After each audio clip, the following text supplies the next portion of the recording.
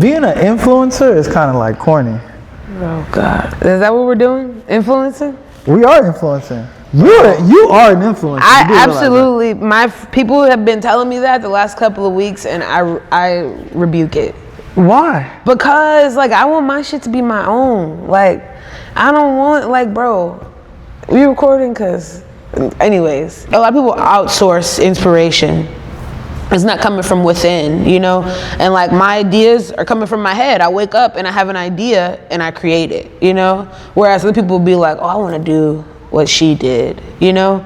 And I guess that's how things work. Like nothing is new under the sun, you know? So what we do is just our medium. What we put out, the stories we tell, the images that we create, the art that we create, that's what makes us us. Anyway, we did go off on a little tangent. So, I don't know what I'm calling this series. I think Art Talk, but. Nice. Welcome to Art Talk with Disko. What's going on, world? This is Disko.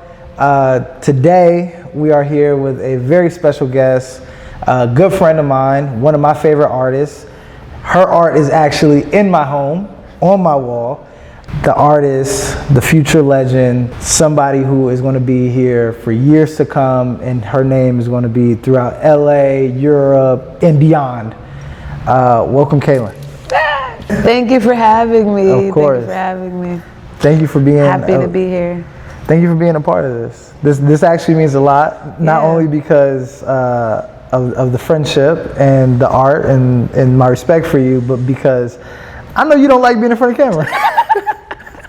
We gotta make it quick, y'all. Yeah. So, but no, anything for you, Disko. It was no question. I was like, oh yeah, I'm down.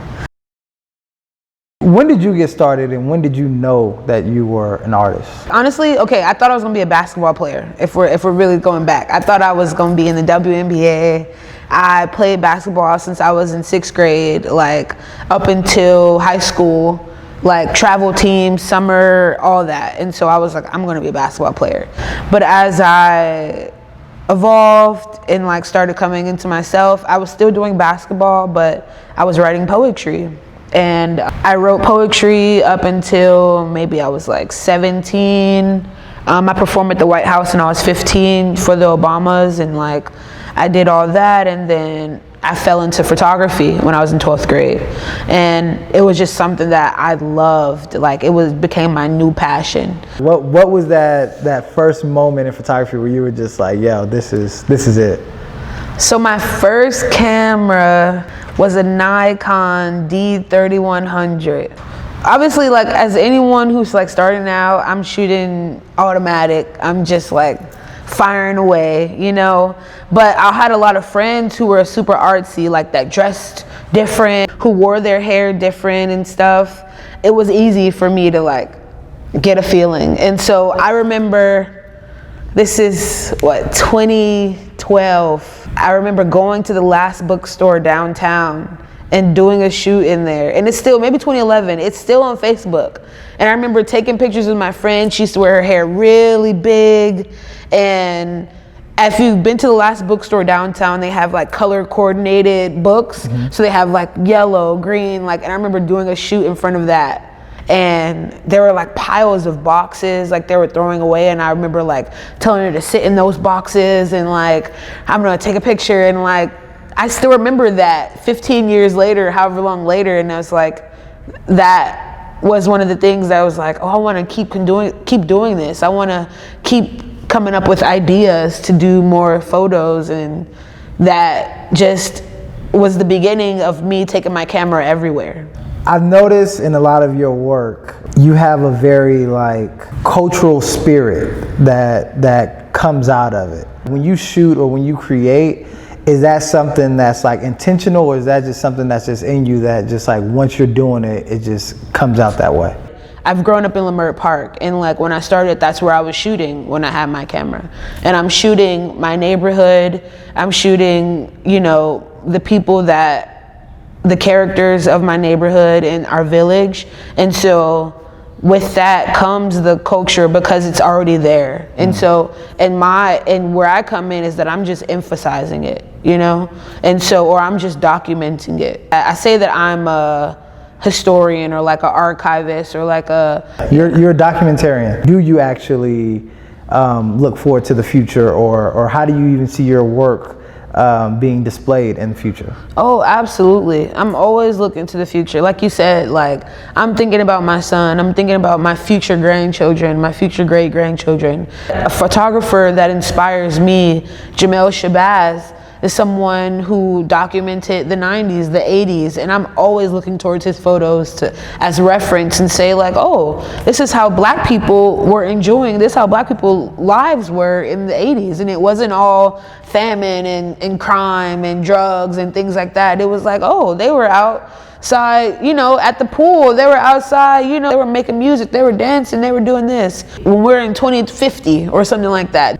My job is to highlight that as a black person who loves being black and who loves shining the light on black people. I want us to be seen in a way that it's not just something that's in the history books where it's like, oh, you know, poverty stricken and gentrification and this and that, where it's like in the midst of gentrification, in the midst of poverty, there is still happiness and there is still just people thriving in their neighborhoods and in their villages and stuff. When you let people tell your story that's not a part of your story or don't live where you live, it's always going to sound and look away. When, like you said, I love that you use the word thrive, right? Because again, in some of those neighborhoods, people might, oh, you don't want to go down there, or that's not a place where you should be living. You're really breaking the stigma, and you're breaking that cycle of people's mindset. You know what I'm saying? So it's really important that you continue to do that. And again, that's one of the biggest reasons that I love you and your work, because how you document it, how it's colorful, how it's vibrant, again, how culturally relevant your work is. I love that. Going back to photographers that you look up to, who are some of your favorite photographers and why? It's such a hard question because I love a lot of people's work, like a lot of my peers like you, but in major and things like that, but also I love, you know, Carrie Mae Weems. I love Renelle Medrano. I think her work is amazing. Deanna Lawson, like I said, Jamel Shabazz. One photographer that I really love is Renelle. And she's doing work that I feel like is impactful to where she's from, where I feel like I'm doing work that's impactful to where I'm from. And her being in New York and also being of, I don't want to get this wrong, I think she's Dominican, of the, you know, Dominican descent. Like she's highlighting those things. And that's what I love about photography, and that's what I love about photographers, is just that it's so vast, and I'm just always inspired. I'm always inspired every day. How did you grow in photography, and what advice would you give somebody if they're just starting out and they want to grow? How I grew in photography is that I just keep shooting.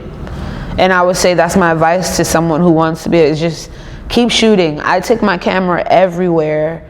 I was just taking, and even if you think it's a bad picture, it may not be a bad picture to someone else, or it may not be a bad picture 5 years later, right? You know, where I'm looking at something on Facebook where I'm like, what was I thinking? But then it's like, oh, actually this is kind of artistic, or maybe I can edit it a different way now that I have a different eye. So I say just keep shooting, and don't limit yourself. For so long I was intimidated by shooting film, and now I only shoot film, but like I was so intimidated. Something that I thought was so far away from me was just right in my reach, you know, and it could be for anyone as well.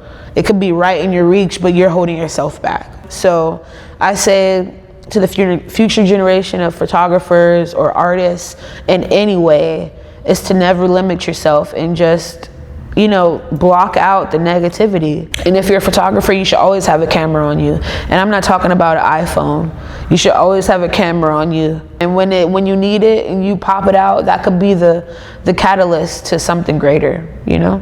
I know that, you know, you're a lot more than just a photographer, right? I personally label you just as an artist, and then I follow up with photographer personally.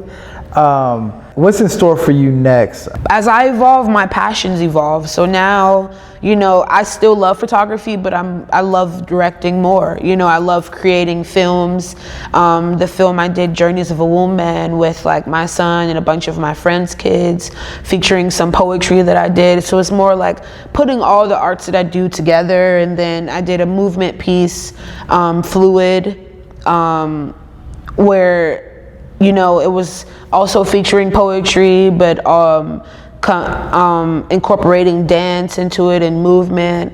And then now I'm working on a short film. I want to tell a story about where I come from. So I kind of do that with my photos. I'm documenting my Leimert Park. I'm documenting South Central and Crenshaw District and stuff like that. But I really want to do a film kind of like how Issa Rae does Insecure, Childish Gambino did Atlanta. One of the things that I do want to touch on that is very important to me, very, very, very important to me, is how great of a mother you are and how much you support your son and how involved you are with him. My mom was like that for me, my mom and my mother, and I think that was very like big in me becoming who I am. It gave me that power to be myself. What motivated you to be that sort of mother? Yeah, I mean, I don't need a motivation to want to love my son or like want to see him thrive and stuff like that. Like that's just natural for me, you know. And like anything that he wants to do, like I will support him 10,000 times, you know. My son, he just started making music, and I'm like, yes, like I'm sending him songs like, you should write to this beat, like this would be a good beat, like this is like, I love him. If he falls, like, you know, I'm falling with him or I'm helping him up, you know. So I don't know, I just like, it's something I don't even have to think about. That's why I have to be on my 10 toes so that I can stand to help him, you know. Right. And so that's what makes me go harder for myself, is so that I could, you know, feed it, because you can't pour from an empty cup. Yeah, you know. I have friends who are moms, who are stay-at-home moms, and like, dude, I want to be making art like you. I want to be going out. I want to be doing this, and I don't see myself this. And I'm like, you can do it all. You literally can do it all. Like, it's nothing holding you back. I'm not privileged. I'm struggling to pay my bills, you know. So it's not like I had it all or anything like that. It's just like when you set your mind to something, you literally can do it, right. You know. And then that's what you show your kids, and then it's gonna flow. Work with the universe, and it'll work with you. That's real though. That's real. That's real. That's 1,000% real. Like, yeah. I mean, that was a bar, and who catches that off catches the top that. of the dome. You know what I mean? Yeah. Nah, but I love it though. I love it. Again, I can't say enough great things about you. I know you got a class to get to.